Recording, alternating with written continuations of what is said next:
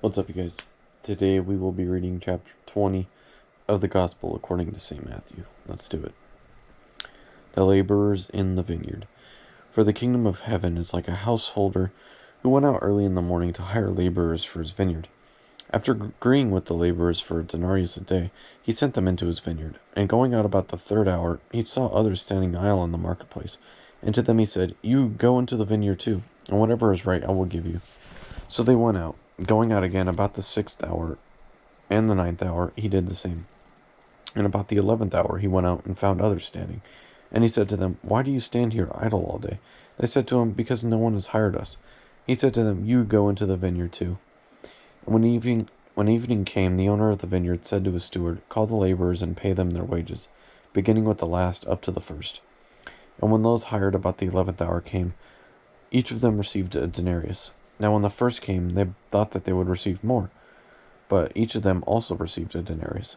And on receiving it, they grumbled at the householder, saying, "These last worked only 1 hour, and you have made them equal to us, who have borne the burden of the day in the scorching heat."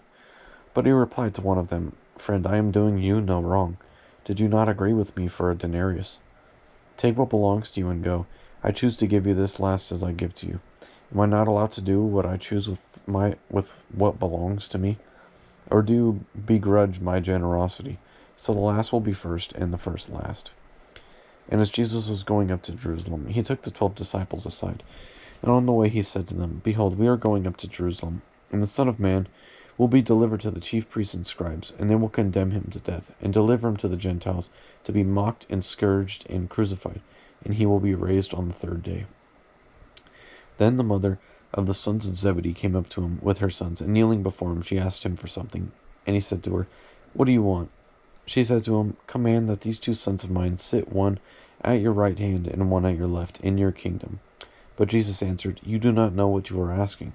Are they able to drink the chalice that I am to drink?" They said to him, "We are able." He said to them, "You will drink my chalice, but to sit on my right hand and at my left is not mine to grant, but it is for those for whom it has been prepared by my Father." And when the 10 heard it, they were indignant at the 2 brothers. But Jesus called them to him and said, "You know what the rulers of the Gentiles lord it over them, and their great men exercise authority over them. It shall not be so among you, but whoever would be great among you, you must be your servant. And whoever would be first among you must be your slave, even as the Son of Man came not to be served, but to serve, and to give his life as a ransom for many." And as they went out of Jericho, a great crowd followed him.